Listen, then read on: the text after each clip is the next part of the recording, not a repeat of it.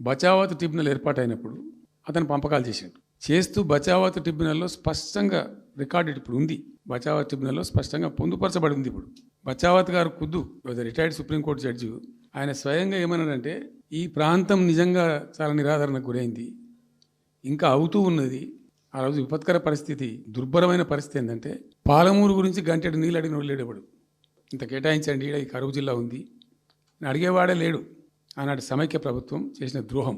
బచావత్ ఏం చేసిండు, మాకు చూడబుద్ధి అయితే లేదు, ఇది మా అంతల మేమే సూమోటో ఈ సమైక్య ప్రభుత్వం ప్రతిపాదించకపోయినా ఒక 17 టీఎంసీ జూరాల ప్రాజెక్టు మంజూరు చేస్తున్నాము.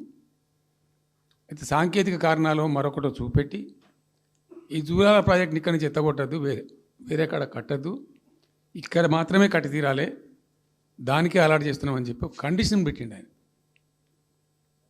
ఇది ట్రిబ్యునల్. అతను ఒక న్యాయమూర్తిగా పనిచేసిన వ్యక్తి కాబట్టి చూడబుద్ధి కాక ఆ బాధ భరించలేక ఈ కామెంట్ కూడా రికార్డ్ చేసిండు ట్రిబ్యునల్లో. ప్లస్ ఆ 17 టీఎంసీ జూరాల ప్రాజెక్టుకు కేటాయించిండు.